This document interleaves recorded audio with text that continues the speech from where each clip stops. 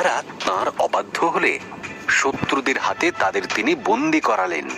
শত্রুরা জেরুসালেম ধ্বংস করে বহু ইহুদিকে তাদের দেশ ব্যাবিলনে নিয়ে গেল। ব্যাবিলনে নিয়ে যাওয়া বন্দী ইহুদিদের মধ্যে একজন ছিল। ঈশ্বরের প্রতি তার ছিল দারুণ ভক্তি। দিনে 3 বার সে ঈশ্বরের কাছে প্রার্থনা করত। ঈশ্বরের আশীর্বাদে সে ওই দেশের একজন শক্তিশালী নেতা হয়ে উঠল।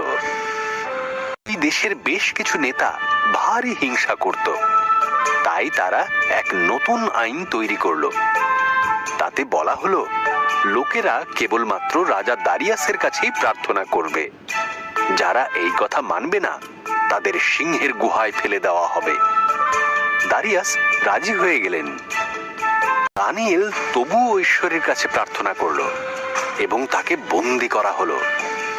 দারিয়াসের দুঃখ হলো, কারণ তিনি দানিয়েলকে পছন্দ করতেন।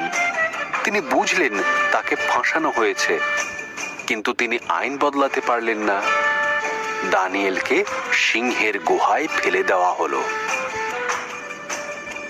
সিংহগুলো হুঙ্কার দিচ্ছিল আর দানিয়েলের কাছে এগিয়ে যাচ্ছিল। তখন এক স্বর্গদূত আসলো। ঈশ্বরই তাকে সেখানে পাঠিয়েছিলেন। স্বর্গদূত সেই সিংহগুলোর মুখ বন্ধ করে দিল।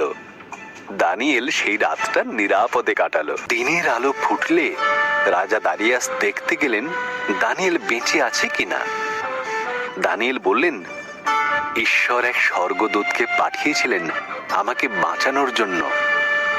রাজা শুনে খুবই আশ্চর্য হলেন। দানিয়েলকে গুহা থেকে বের করে আনা হলো। রাজা দারিয়াস তখন দানিয়েলের শত্রুদের গুহায় ফেলে দিলেন। সিংহেরা তাদের খেয়ে ফেলল। রাজা দারিয়াস তার রাজ্যবাসীকে বললেন তারা যেন সবাই দানিয়েলের সর্বশক্তিমান ঈশ্বরের আরাধনা করে।